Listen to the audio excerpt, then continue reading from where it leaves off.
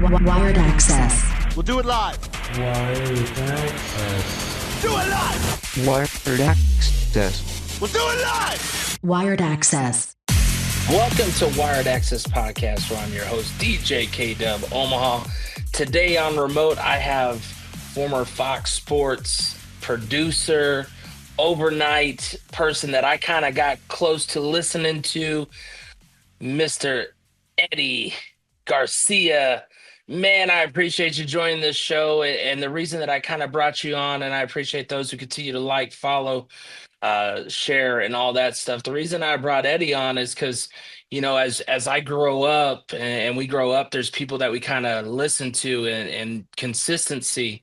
And that was something that you kind of built through that overnight position, Eddie. So welcome to the show. Hope everything is doing all right. I believe you live in California. They just advised evacuation in certain areas. So I hope that's not where you're at, and I hope all is well. No, it is not. Thank you for having me. Good to be here. California is an awfully big state. We had a 7-point-something earthquake in Northern California. I'm in LA, and so that is not affecting us at all. But I appreciate the well wishes, and thankfully, yeah, that was not affecting us. But yeah, California is it's amazing. I've driven from as far south as the border to, well, actually, I've driven from border to border, and it is insane how long of a state this is. I remember Sacramento was as far north as I went for a long time. I was driving up to Oregon, and I couldn't believe there were like 2.5 hours until we got to the border. So it's a big state, but yeah, we did have a big. You know, I felt that California. when I was traveling through Texas, you know, because I've only traveled east to west in California from Las Vegas to Los Angeles, and that seemed pretty reasonable trip. But when you travel from Dallas, Texas, just down to Corpus Christi and all that, that's like almost a whole day trip, and you didn't know it or you didn't expect it. But I appreciate you coming on. Of course, in the age that we're living in, when it comes to radio, social media, when it comes to sports, it's in your face. It's everywhere. So, of course, you've been an icon on the overnights that we have been blessed to be able to hear here in Omaha. That's where I'm from. And you know, it was something that I always look forward to, whether it's the antics that you kind of pull to keep people involved. What, you know, when you look back at your career, you were there for over 20 plus years. What even got you into radio instead of playing sports? Or because you're obviously also, I believe, an avid beer hockey league guy, and sports was a part of your life, but there had to be a time where you're like, you know, I'm done with the playing to a certain extent. Now I'm going to roll it into being able to talk about what you love and the passion every day. Well, you know, I was lucky enough to have a couple of parents who, you know, I was the only child for them. Well, that's actually not true. I was the only child of my father. I had step siblings, but you know, my dad was a real hardworking guy. You know, he grew up in the fields, you know, doing that kind of thing, that kind of really hard work as a young man. And then he went into the Army and got a career for himself. But he always, he told me, you know, when I was a kid, he didn't want me to kind of go through what he went through. In other words, he didn't get to do and have a career that he wanted. You know, circumstances just didn't work out for him that way. But he, you know, worked hard, and he gave me the chance to be able to do that. So he always told me, find something you love, and, you know, you will never work a day in your life. I'm sure he didn't come up with that quote, but it was still a good quote. And so I knew my passion was sports. When I was a kid, it's all I cared about, really. I went to school so I could play sports. You know, I wasn't old enough to really understand how important an education was, but you know, everything centered around sports, playing with my friends, you know, football in the street, basketball in my buddy's garage driveway. So when I finally, you know, got into high school and I played sports, and I realized I was good, but I wasn't that good. You know, I did think about walking on as a football player at Fresno State, where I went to school, which is in Central California. But I knew, you know, if I was lucky, maybe I'd play special teams or something like that. I was never going to be that good. And I decided, you know what, it's time to start focusing on what I want to do for a career. But I knew I wanted it to be something in sports. So it was either going to be a coach or be a broadcaster. And when I got to Fresno State, they had a campus radio station. and it was not very big, but it was very hands-on. In other words, we had a faculty advisor, but it was all us. We did everything. He would help us, but we ran the whole thing, as students, everything. So did you have anything in high school to also help in that prior to getting to college? Here locally, when I was in high school, and of course I graduated 2000, we had a thing called the Career Center. And then the Career Center, you would go, it was our senior year, you would go for a couple hours and you would do 1/3 of the full year, you would do radio. 1/3 would be television and making commercials. And then the third one would be HTML, which of course that is no longer needed. But back in the day when you actually had to learn how to write HTML, or when people don't understand how'd you find that color for your poster that you created, and it's because if you understand how the HTML goes, that's exactly how you get those colors on the internet. It's just you don't have to use them as much. So did you have any class of that sort that kind of fed a little bit of the broadcasting inside of you? I wish I did. I did not. And I'm going to reveal how old I am because I went to high school in the late 80s and personal computers didn't exist back then. We didn't even have computers in my high school. True. I didn't really get into the computer side of things until I was in college. So no, we didn't have anything like that. I wish we would have. But I did have in high school two things. One, a really good friend of mine, his dad owned the local radio station, and he was a broadcaster for the Oakland A's. And he lived in this little town in Central California. And so also my cousin is about 4 or 5 years older than me, and he got into broadcasting. He worked at the local radio station. So I was around that radio station to kind of see things and thought, maybe this is something that I could do. So I did have some exposure to that. And then you get to college, you start with the radio. Of course, many people have that story of, this is what the college radio is. It's the kids running the asylum, or as they say, and you're just trying to make something good come out. And as your years grow, it just continues getting better. What all do you remember about the college life and switching from playing to being the broadcasting? Well, fortunately, at Fresno State, sports is super important to that community. Now, there was a local station that had all the rights to the big stuff. It had all the football games, all the men's basketball games, and some of the baseball games, but they didn't cover any women's sports.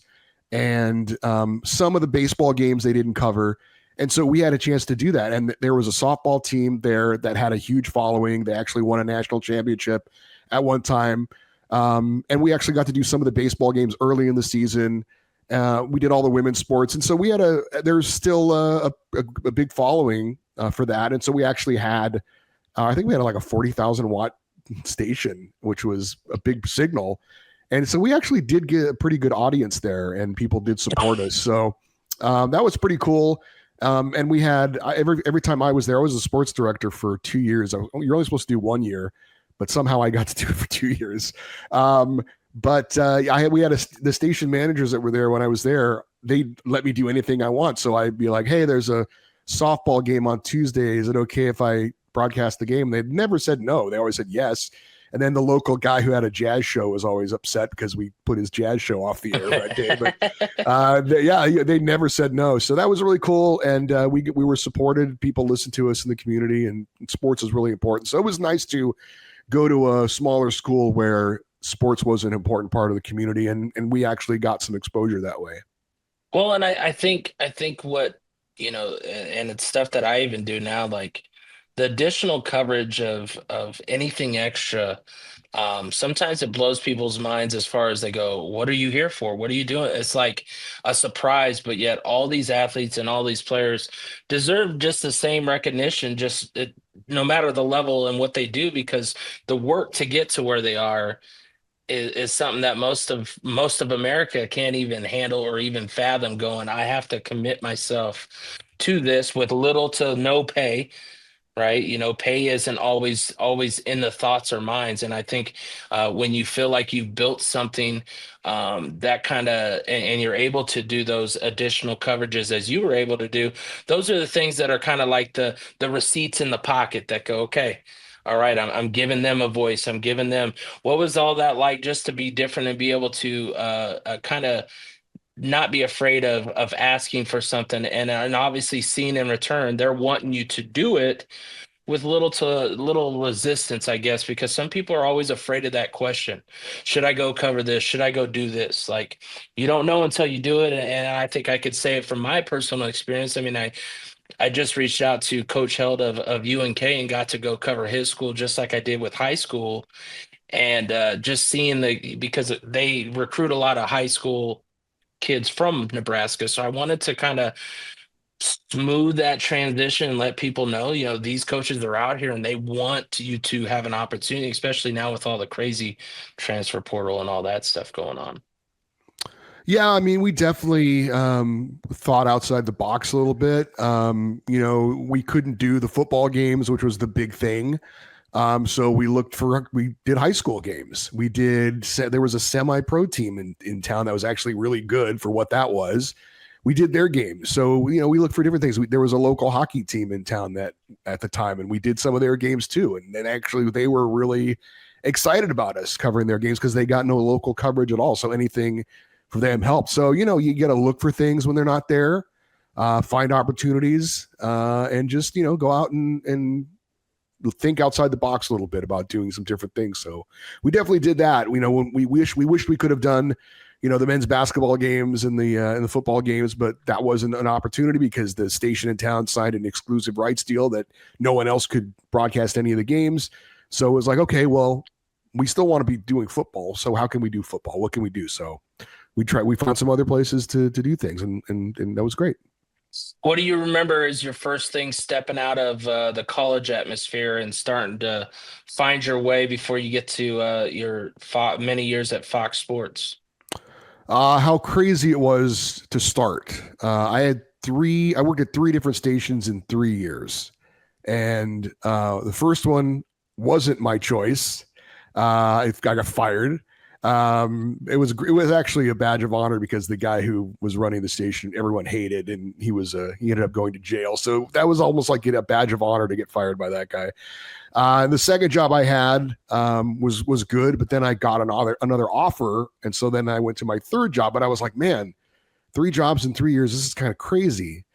And then after the third job, one of the stations that I worked at, they sold it and they turned into a Spanish language station. So everyone was let go. That was it.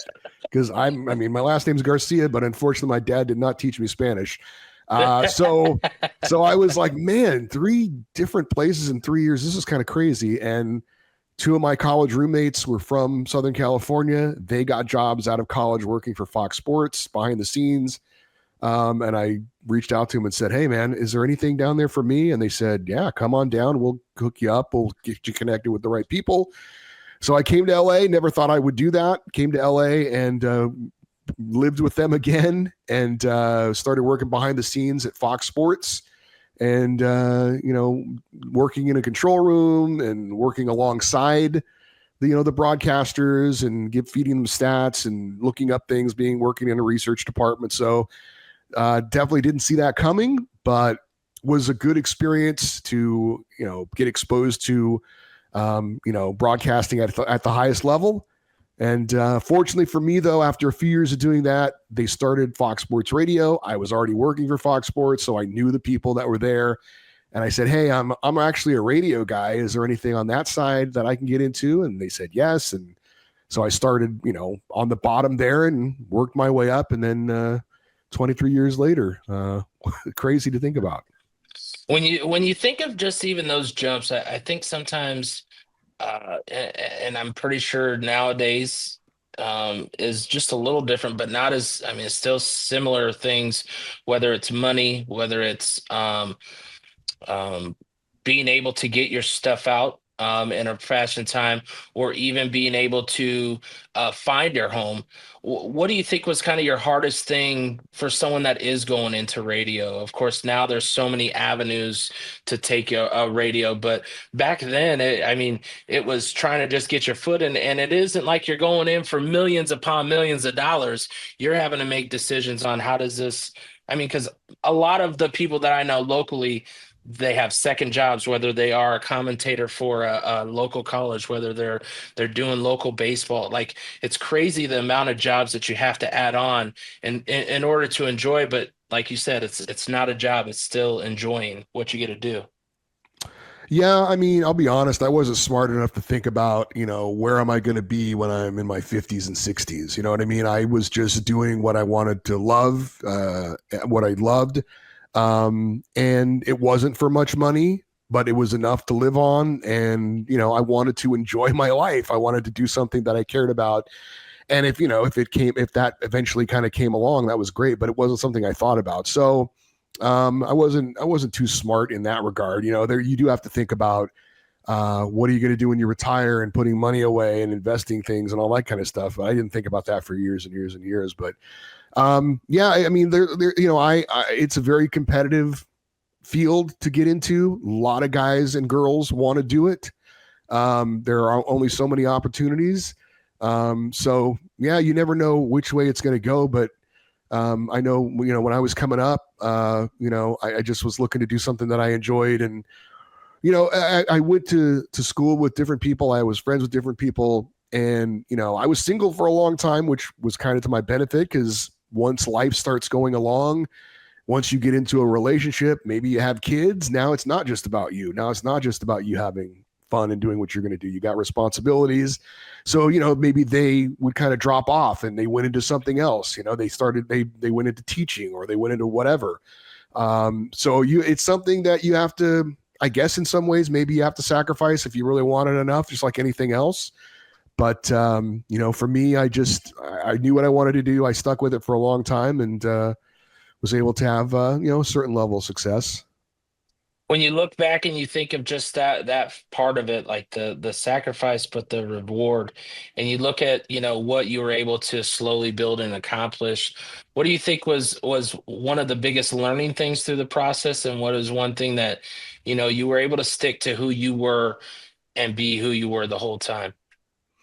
Yeah, that's interesting. I was kind of thinking about that. And when I graduated from college, I got offered a job to be the news director at a small station near Fresno, and I turned it down because I didn't want to do news.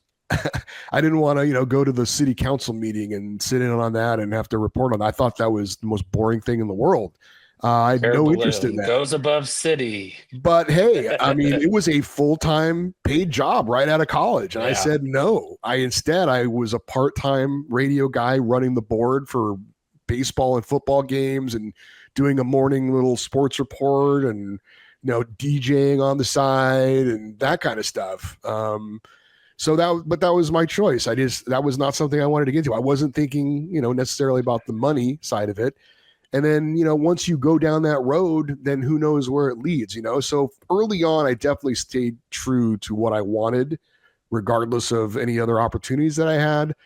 But I also think, there is certainly value in, when you're interning or when you have an early job, to do as many different things as you can, because you don't really know where it could lead. I mean, there was a local like cable access, channel in Fresno, and they broadcast high school sports, and you could volunteer, and you could be a cameraman, you could work in the truck, you could be the broadcaster. And so I got in on that and learned a little bit of, everything. And I do, when people ask my advice on that kind of stuff, I do tell them, definitely go in and learn as much as you can, because you never know how that will affect you. The more things you know, the more valuable you are to someone as an employee. And you may start off in a certain area, but maybe it takes you to where you want to go, or maybe you didn't consider a certain area and it takes you in that direction, So you never know. Learn as much as you can, do as many jobs as you can, make yourself as valuable as you can. You have to kind of navigate it, to figure out, that might take me off in a different direction. Maybe I don't want to go through there, but you never know where it's going to lead. So learn as many things as you can, be as valuable as you can. I like that you bring that up. That's a good thing that I could say from the outside looking in. Our producer Austin here, he he's consistently challenging himself, and he's obviously he's I've always said it to many of my guests, he's constantly brought up my game because he's getting challenged to do multiple things, whether it is be on a radio show, whether it is be out in the and covering the kids sports, and then come back around and have to produce something. Like, I think sometimes people's time doesn't always match up, and they're afraid to give up that time. But I always tell people there's 24 hours in a day. Give me the opportunity to say no, and that's the worst that I'm gonna say, but I'm gonna be honest with you, and I'm gonna be straightforward. If I feel it's something I can do, I'm gonna rock it out. If I can't, I'm gonna be honest with you. You brought up one thing that really got to me though, man. You said you DJ. So I've been doing DJing as well for 11 years. What kind of DJ? How does DJing help you? For me, I did this past 4 years. I probably did the most sports DJing ever, and that was like another way to connect what I love to do with sports and be the music. And people go, well, how do you know what to play? And I'm like, you're playing with emotions more than you know. If it comes to volleyball and the team that I'm there DJing for, and the coach calls a timeout, you're gonna hear the worst song you've ever heard, so those kids don't pay attention. But I tell you, as soon as they break that huddle, I'm gonna start pumping them up and getting them out on the court. What DJ factor did you have to do back then, and what do you still have a connection with? Well, my DJing was a little different than what you're talking about. I was actually, being like a rock DJ, right? In the Okay. studio, playing the CDs and all that kind of stuff. All right. When I was coming up, and I assume it's still the same way, you like, for example, I got hired to be like the morning sports reporter guy. But in the afternoon or the evening or on the weekends, I wanted more work. And there was like 4 radio stations, in that building. One was a news station, one was a rock station, one was a sports station, and one was whatever. And so you had little jobs at all different ones. And one of them was being a rock DJ. And I loved rock music. Some people really think that's like a glamorous job. I never thought it was that. I was like, whatever. I'm doing it because it's fun and it gives me some money. But I think what you're talking about is something that didn't exist when I was growing up. And I see it, I'm here in Los Angeles. I go to the LA Kings game. I'm a big hockey fan all the time. My wife, we're LA Chargers season ticket holders. My wife is a huge Chargers fan forever. And they have in-house DJs in those stadiums now that play music, in the breaks and all. It's not just going to the games anymore. It's about an entertainment experience as well, right? Yes. So it's Yeah. changed. It's evolved, and I never thought that would happen when I was coming up, that could even be a job, for somebody. Well, But I honestly know your Pittsburgh Pirates game DJ, and he does the Steelers, and he does the Pitt Panthers. DJ Digital Dave, he's actually came to Omaha and played a couple.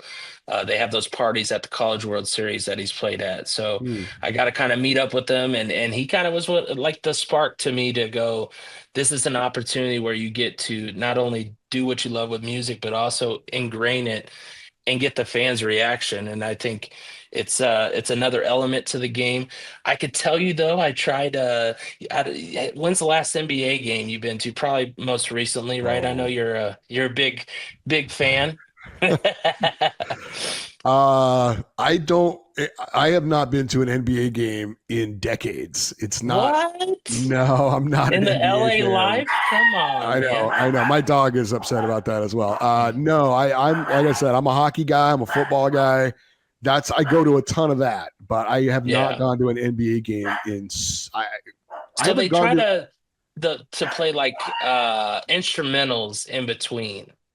And so with the instrumentals, I mean, it just kind of it gives a weird vibe. So then like I had high school students ask me one time to do it, and like it just did not feel like an atmosphere that was like full of energy. I don't know. I couldn't see it happening at the high school level, so it was kind of different. But you brought up hockey fan, of course. You got a couple podcasts that you do, Puck podcasts, and you also have Locked On LA Kings. Um, your growth of hockey, of course, you're a Hawaiian native, right? So hockey's not in Hawaii like it is here. Explain how you even got to hockey. Of course, enjoying football, enjoying, baseball. What got you to hockey? Well, in college, my roommate was a big hockey fan, and I didn't follow it at all. But I was I thought I was a know-it-all when it came to sports, and so not knowing about that kind of bugged me a little bit. And I would watch games with him, and the thing that really got me into it was he and his buddies would go out on the tennis courts in their rollerblades and with hockey sticks, and they would like turn over a trash can and they play like roller hockey.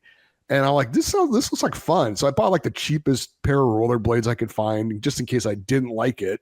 And, wasn't going to spend a lot of money on it. And when I started playing, and I loved it. And then there was like an indoor rink at the fairgrounds where they had a league, and we started playing there. And so I started that went kind of hand in hand with the first year I decided I was going to really watch the LA Kings because that was the only team in California at the time. They went to the Stanley Cup final. It was a very unexpected 92-93, and they ended up losing. But that playoff run that they had, playoff hockey is amazing, absolutely amazing. And I'm like, I'm in. I used to be a Lakers fan. I was like, I'm done. And I went all in on hockey, and it's just grown and grown and grown every year. So much so that I've played for 20 something years on the weekends, beer leagues here in Southern California. And I've fallen in love with the sport. And now I'm covering the LA Kings for the Locked On Sports Network, which is pretty much a dream come true to be able to actually get paid to cover one of your favorite teams. And then I've had one of my buddies at Fresno State, who I worked with at Fox Sports. He now works at NFL Network. We've done a show every week for 18 years, the Puck Podcast. And it's almost become, frankly, partially, I'm just hanging out with my friend, but also it's sharing our love of this sport. He's a Ducks fan. And, it's turned into something. We've had people listening to us for 12, 13 years, and I've met a lot of them. I just met one of the guys who's from Canada. He was here visiting at Disneyland. My wife and I have season passes. I went and met him. I like, we've known each other for years and never met. It's such a weird thing sometimes. And it's pretty cool to hear people say, you've been a part of my life for all these years. I feel like I know you as well as I know like friends of mine, stuff like that. So it's been a lot of fun. That's why I'm grateful for you to come on this, because like I even told my own wife, I said, most people will go, okay, who's Eddie Garcia? But to me, it was someone that I would always listen to. He was the guy who also kind of reminded me a lot of myself, where like you're not afraid to shoot back at Ben and kick back. You stay to your beat. You don't switch up who you are, even though it might for them. And it just was one of those where it's like, man, this social media, sports is so crazy that it's so switching so fast that 23 years at someplace of this nature is just, it's not what it used to be. It's not where people are. People are so quick in and out, whether it's over money, whether it's over, I mean, I had a show at one time, lost it, and I feel like I'm in a 99% better place. Of course, no 20 years, it was just over a year, but it's just a general fact. I mean, but I did take a full year, and then of course I don't have the experience or the time in like yourself. I took a full year off to kind of rethink myself as if this is something you want to put yourself into. When you think of like even your own moment of when things happen, you're like, okay, I gotta change gears and this is what I'm going to do. What do you remember of that quick moment of going, okay, I've kind of set all my stones in the right area. I can make it still and continue to do what I love to do. Yeah, it's a good question. It's been weird, and we'll see what happens now. But every time I've have been presented with a new opportunity, it's always worked out for the best. And I've got a lot of people telling me that's going to happen this time. We'll see. I don't know.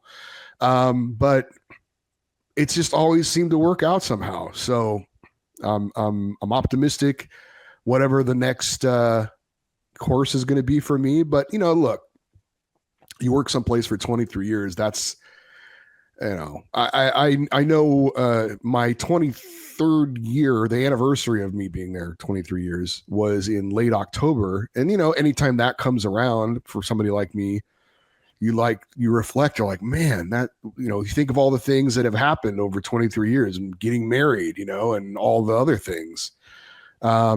So it was a great run for me. And if this is, I don't know, I don't know if it's the end of me in radio or not, or how it goes. Obviously, I'm doing a lot of the online stuff now, and that's obviously kind of exploding. And you could even talk about that maybe replacing radio, you know, at some point. But we'll see. I don't know. It's been a great run. I've had a great time. It's been pretty amazing to not have to work for a living for all these years, because I really don't look at it that way. But you did say something that I thought was kind of interesting, and I've always been true to myself. And I think there were probably times I might have had some other opportunities to do things, but I never wanted to put on an act, or, you know what I mean? I always wanted to be who I was. And you talked about like getting in arguments with Ben. None of that was, people might not believe this, but none of that was ever staged. Now there were times maybe there were times we took it to a higher level than we would otherwise, just to have fun. Yeah. But when I disagreed with him, I really disagreed with him. It wasn't one of those things. You see it so much now in sports where it's like, okay, you're going to argue with him about this, and you're going to argue with him about it. It's not real. It's staged. It's all a show. And I never believed that. I never thought that was the way it should be done. I thought it needed to have an authenticity to it. So that's what I always did. And it worked for me. And I hope, and you listening to it and the audience seemed to appreciate that.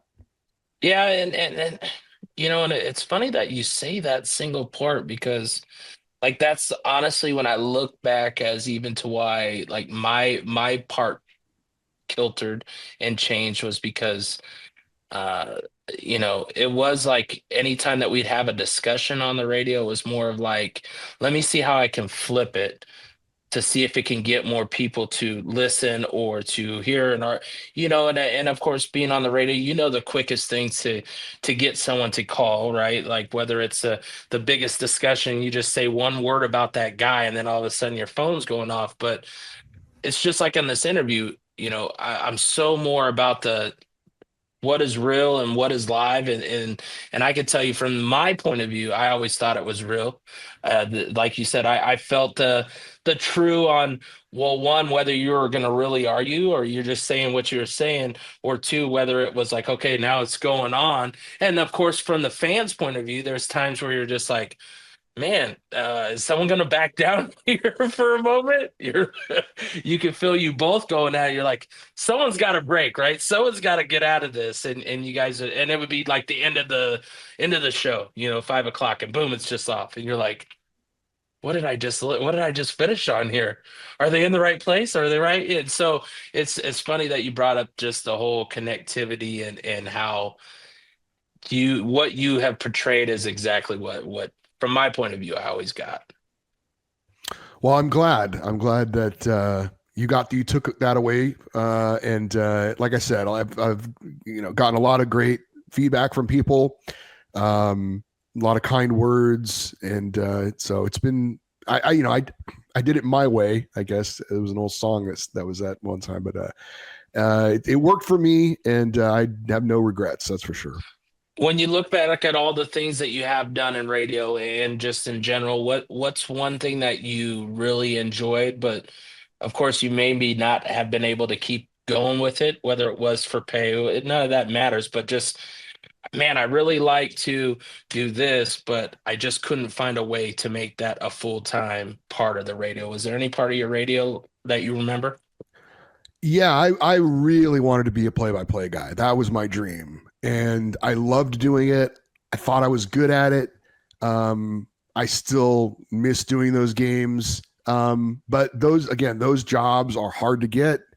I had a buddy who was the same, class as me. And I remember he went off and he got a job doing single A baseball in Burlington, Iowa. And he told me all the things he was doing. And I was like, oh, wow, I don't know if I want to do that. Like, it was like the broadcast of the game was like the bottom of his responsibilities. Like, he had to go out and sell advertising on the outfield wall. He had to go out and just do all these other things. He even had to like pause the broadcast and go down and help cover the tarp when it was raining. It was like, oh man, yeah. It's like it almost like they didn't care about the broadcast. They just cared about you doing like 8 other jobs. And I remember thinking, man, I don't task know. unchecked, right? Yeah, I was like, I don't know if I want to do that. I just want to be the broadcaster. It's not like I'm not willing to work on other things, but it was like, that was almost like not part of, it was the bottom part of what he was doing. So, and then there's also there are guys that, I'm just thinking like Gene Deckerhoff. I don't know if you know who that guy is. He does the play-by-play for the Tampa Bay Buccaneers and Florida State football. And he's had those jobs as long as I've been alive. Like once those guys get those jobs, the only way they give them up is when they die. So it's like, and I don't blame him. I'd be the same way. Hey, we got Gary Sharp here still doing his thing. And so it's hard to get those jobs, but that's probably the one thing. If I could have somehow stuck with that, I really would have loved to have done play-by-play. When you look at all the sports that you have covered and the things that you've covered, what was your favorite and why? Well, Fox Sports Radio sent me to cover the Super Bowl in Tampa, and I'm a Pittsburgh Steelers fan, and the Steelers were in the Super Bowl against the Arizona Cardinals. And so I was there for 2 weeks. Everything was paid for, and I was getting paid. I got to go to the Super Bowl. Icing on the cake. I sat in the stands and saw James Harrison return an interception, 100 yards for a touchdown. I saw Santonio Holmes catch a touchdown in the corner to win the game. I went on the field after the game, and I went into the Steelers locker room after the game. So I had basically a fantasy fan experience, and I got paid to do it. So hard to top that. Think of whatever your favorite team is and whatever your favorite sport is. And you get to go cover that event. You get paid for it. Everything's paid for you. And then you get to go on the court or on the ice or on the field and then go into the locker room afterwards and see the players and get interviews. And it was insane. It was hard to believe. And the whole week, you're going to media days, you're interviewing the players. And so that was hard to top. I did cover the LA Kings when they won their 2 Stanley Cups. That's right there as well. But I'd have to say that Super Bowl, covering that for the whole week, and that was, and the finish of that game, unbelievable. Well, I'm glad that you brought up Pittsburgh Steelers. What is your connection to your teams that you do like? I'm from Nebraska, Omaha. There's no teams except for the Cornhuskers, which of course I follow, I like. But if you look at like football, it's San Francisco. So then people go, it's got to be Joe Montana. No, those were just bonus. My 2 people were Tom Rathman and Roger Craig. They were the backfield. They were former Huskers. They were the only ones that I thought that they would get them. So, and then I got the bonus of all the rest that comes with it. If you look at baseball, I'm Atlanta Braves. It was a lot on TV, with TBS and, Turner Broadcasting and all that. And then, of course, the Bulls. So, and then when it comes to hockey, I'm a Pittsburgh Penguins. And I know it's kind of hard to say, but I also like watching the Flyers back when I was young. Yeah, I mean, you had Mario Lemieux and you had Lindros. I mean, when you just put those 2 names together and every time it's just boom, boom. How did you get your connections with your teams? Well, you may find this hard to believe, and I've never been to Nebraska, but Central California is probably a lot like Nebraska. It's an agricultural area. It's all it is. It's very different from the northern and the southern parts of the state. It's a red state in the middle of a blue state, frankly. And so growing up in that area, you had 49er fans, you had Giants fans, you had, whatever, you had Dodger fans, you had Raider fans. It was everything. So there wasn't really a loyalty based on geography. And so because of that, I didn't really have a connection to any of those teams. But I remember when I was 10 years old, that was kind of the year I really became a sports fan. And the Steelers and the Pirates both won world championships in the same year. And I remember watching them on TV. And as a kid, you want to like what's cool, probably like with you and the Bulls, right? Yeah. You're like, that player's awesome, or that team's awesome. And that's who I want to follow that team. And so one of those choices worked out great. The other one did not work out so well. Unless you're Bobby Bonilla, Yeah, but I've stuck with it through my whole life and continue to be a Steeler and a Pirates fan. But that's how I got connected with him. I have no connection to Pittsburgh at all, but I've been to Pittsburgh many, many times. I kind of feel like it's a little bit of an adopted hometown for me. I actually love the city. We went this year. My wife's Chargers played the Steelers. We went and had a great time, and I've been there many times. So that's how I got connected to those teams. When you look at your local sports, what is your favorite cover besides, of course, Fresno and the LA Kings and the Chargers? What's some other ones that you've kind of grown a little bit more? Maybe you follow a little more in depth than most people. That's about it. I'm, Fresno State is my school. It always will be. And, I more than any other, I mean, I'm a huge Kings fan. I'm a huge Steelers fan, but like I said, I'm not from Pennsylvania, and I have lived longer in LA now than I did in Central California. And I consider myself a adopted Los Angelino, but Fresno State's I went to school there. That's my school. You know what I mean? And that's never going to change. So they've always been, kind of my number one. And they just hired a new football coach I'm really excited about. He won national championships at North Dakota. So it sounds like a guy kind of a good fit for them, that kind of a guy. So that's my school. And it's now that I'm kind of out of the business for the moment. I've definitely unplugged from the NBA completely. I don't know what's going on at all in the NBA. I assume if LeBron, blew out his knee or something, I'd have heard about it just in through, some things you hear about whether you want to or not, but it's all about what I love the most: Fresno State, Pittsburgh Steelers, and the LA Kings. When you look at even just radio, what do you think why do you think hockey has such a hard rap when it comes to even just the radio, and why not a lot of people cover it, and why, unless you don't know hockey, what do you think has been the biggest struggle for them? Well, I don't know. I think maybe a lot of people, if you don't grow up with it, you don't want to invest in something that's different. I've never really understood it. That's the only thing I can really think is that, I didn't grow up with it, so I don't know it, and so I don't want to learn it. You know what I mean? I don't want to invest the time to figure it out. For me, it was the opposite. I was like, as this so-called sports genius, I thought I knew everything. Not knowing about it bugged me that I didn't know about it, and it made me want to know more about it. So maybe I'm weird that way. A lot of the other stuff is just, I think, bullcrap. Like I've heard that, they all have all these foreign players, on these teams, and their names are hard to pronounce. You can't even say their names. I mean, nowadays, look at all the big stars in the NBA and baseball. They're not from the United States, so all that kind of stuff is really nonsense. I never believed that, to begin with. Thought it was just an excuse that people used. And, I get that if you don't play it, maybe growing up, I can understand how it would be something maybe you find hard to get into. But, and again, when I started playing it, it did change a lot for me, even if it was just, roller hockey or whatever. So, I mean, and they're also, one of the other things was it doesn't translate well to TV. Obviously, the football is a great TV sport, which is a huge reason why it's so popular. But nowadays, with HD TV and how great the quality is, I don't know if that really is an excuse anymore either. So I've always said I think hockey combines the three greatest things about the other three sports. It's got the violence and the physicality of football.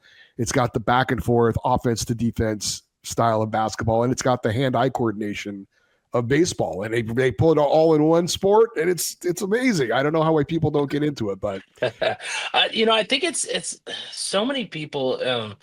I've been grateful to be able to take some people to some games here, because I do work with the Omaha Beef, which is a local indoor arena team. Thanks for Hurrdat hooking that up with me, and it's a great name. My roles. It's rolling even more with them. But what I've done is, they have tickets to the Lancers and just taken, and it's funny how many times you take one person that's never been, and the next thing they do, their eyes just open up wide, and they're just like, man, that was fun. That was good. And don't get me wrong, it does help when teams are good. So, I mean, that obviously switches up. I mean, but it is a whole different level when you get to the live event compared to the TV. And I think it's more of, and it isn't like the other sports, as far as I haven't been to a pro one, so I can't say on the pro level.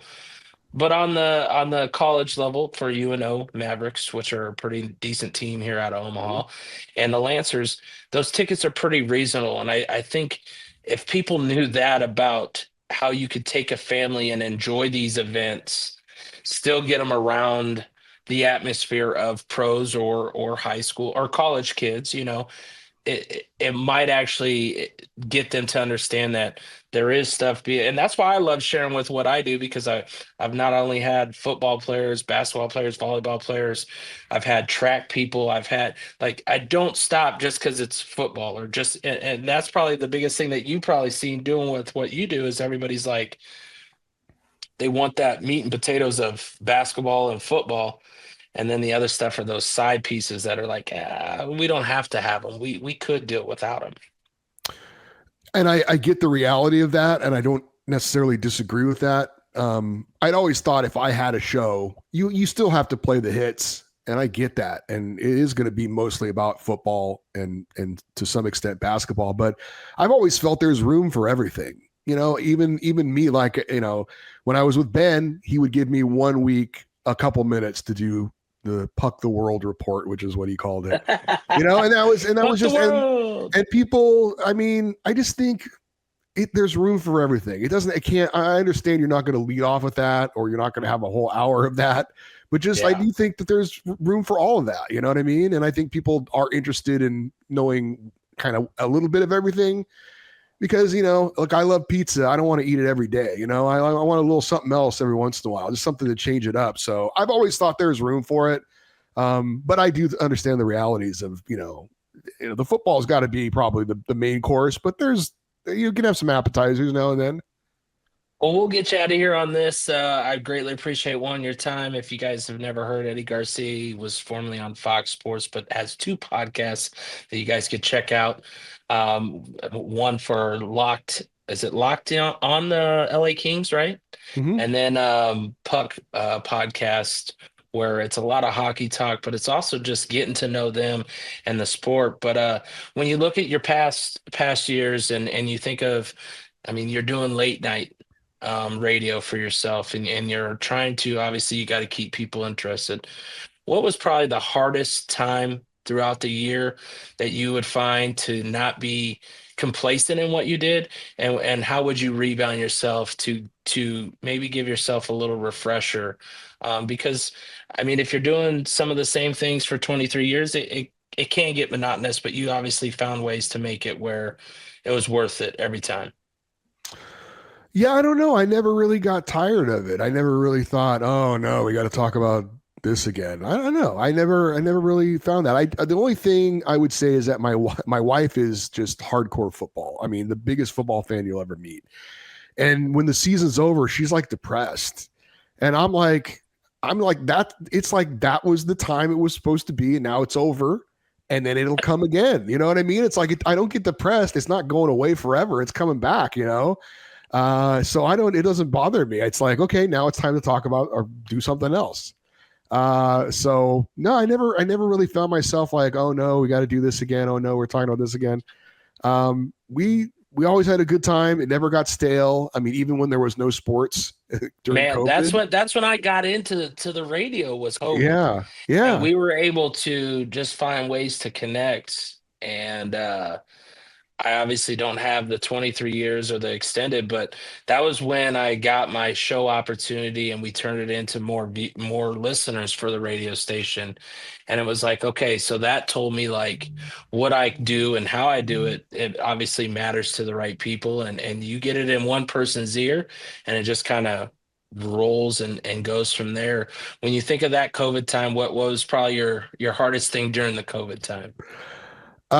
It was, I mean, listening to the Ben Maller show, it was definitely a sports show, but we could have talked about pretty much anything. And had a good time with it. You know what I mean? So, and then just putting these callers, these crazy callers that we put on the air, half the time they never said anything about sports. It was always, they were talking about everything else. They didn't call in and talk about the game. They were talking about God knows what, and it was just as entertaining as anything else. So, and Ben always used to say he talked about a marble race. That was one of the things he talked about during COVID. He saw there was some online marble racing thing.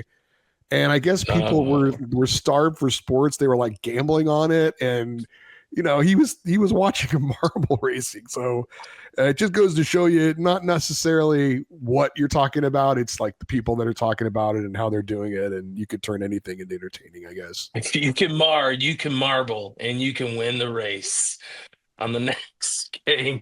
Oh man, that's awesome.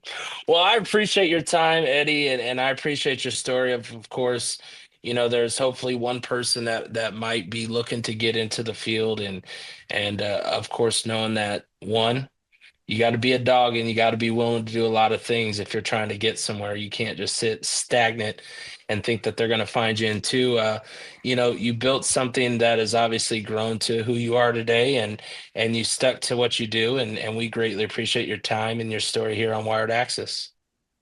Good to talk to you. Appreciate it. And thanks for having me. All right, Wired Axcess Podcast. Make sure to like, listen, subscribe. We greatly appreciate you. Coming up this month, we got the Wired Axcess Plug and Play Player of the Game going out for some hoops night. High school hoops. We're looking to catch the local boys and girls. Both games, same night, one night a week. And we'll see you next time on the show. See ya. A Hurrdat Sports Network production.